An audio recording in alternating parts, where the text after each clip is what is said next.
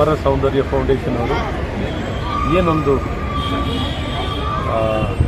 Intellectually challenge ಮಕ್ಕಳುಗಳಿಗೆ ಮತ್ತು ಈ ಥರ ಮಕ್ಕಳುಗಳಿಗೆ ಸ್ಪೆಷಲಿ ಚಾಲೆಂಜ್ ಮಕ್ಕಳುಗಳಿಗೆ ಏನೊಂದು ಸಾಂಸ್ಕೃತಿಕ ಕ್ರೀಡೋತ್ಸವವನ್ನು ಮಾಡ್ತಿದ್ದಾರೆ.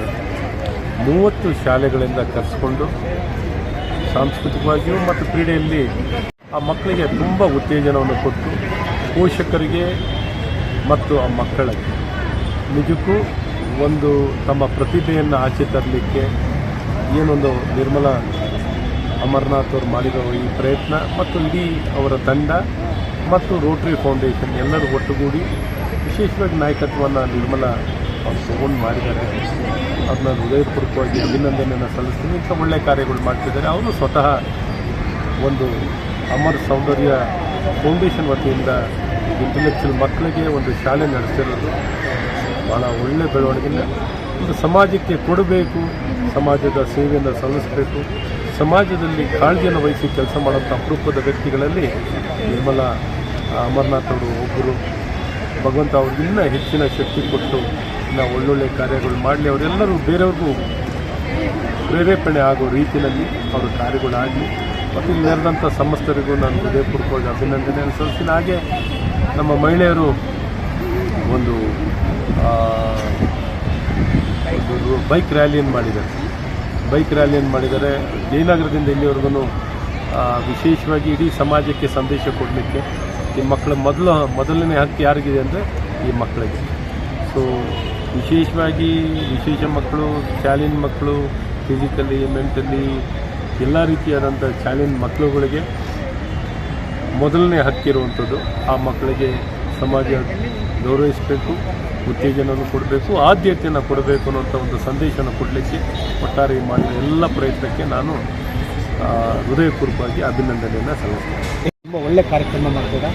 ಸುಮಾರು ಎಷ್ಟು ಸ್ಕೂಲ್ ಮಕ್ಕಳು, ವಿಶೇಷ ಚೇತನ ಮಕ್ಕಳು ಭಾಗವಹಿಸ್ತಾರೆ? ಅಮರ ಸೌಂದರ್ಯ ಫೌಂಡೇಶನ್ನು ನೀವೇ ಹೇಳಿದಲ್ಲಿ ಅಮರನಾಥ್ ಮತ್ತು ಸೌಂದರ್ಯ ಅವರು ಹೆಸರು ಮಾಡ್ತಾ ಇದ್ದೀವಿ. ಇದು 20 ವರ್ಷದಿಂದ ನಡೆಸ್ಕೊಂಡು ಬರ್ತಾ ಇದ್ದೀವಿ. ಪ್ರತಿ ವರ್ಷವೂ ಒಂದು ವಿಶೇಷವಾದ ಕಾರ್ಯಕ್ರಮ ಇರುತ್ತೆ. ಈ ವರ್ಷ ನಾವು ಸಾಂಸ್ಕೃತಿಕ ಕ್ರೀಡಾಮೇಳ ಅಂತ ಮಾಡಿದ್ದೀವಿ. ಇದರಲ್ಲಿ 30 ಸ್ಕೂಲ್ ಅಂದರೆ ಮೋರ್ ದೆನ್ 500+ ಚಿಲ್ಡ್ರನ್ ಮಕ್ಕಳು, ಇವತ್ತು 500ಕ್ಕೂ ಹೆಚ್ಚು ಜನ ಮಕ್ಕಳು ಮತ್ತು ಟೀಚರ್ಸು, ಪೇರೆಂಟ್ಸು ಎಲ್ಲ ಪಾರ್ಟಿಸಿಪೇಟ್ ಮಾಡಿದ್ದಾರೆ. ಮಕ್ಕಳು ಎಲ್ಲ ಥರ ಕಲ್ಚರಲ್ ಆ್ಯಕ್ಟಿವಿಟೀಸ್ ಅಂದರೆ ಮ್ಯೂಸಿಕ್ಕು, ಡಾನ್ಸು, ಅದಕ್ಕೆ ಕಾಂಪಿಟೇಷನ್ ಆರ್ಗನೈಸ್ ಮಾಡಿದ್ವಿ.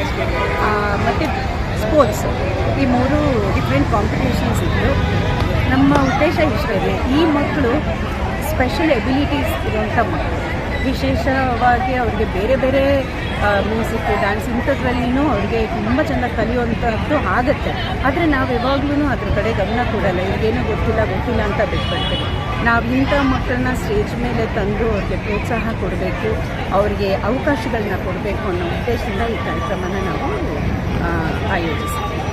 Thank you. ಇದು ತುಂಬಾ ದೊಡ್ಡ ಕಾರ್ಯಕ್ರಮ ಆಗಿರೋದ್ರಿಂದ ರೋಟ್ರಿ ರಾಜಮಹಲ್ ವಿಲಾಸ್ ಅದು ಲೀಡ್ ಕ್ಲಬ್ ಆಗಿ, ಹೋಸ್ಟ್ ಕ್ಲಬ್ ಆಗಿ ಮುಂದೆ ಬಂದು ಅವ್ರಿಗೆ ನಮಗೆಲ್ಲ ಸಪೋರ್ಟ್ ಮಾಡಿದ್ದಾರೆ.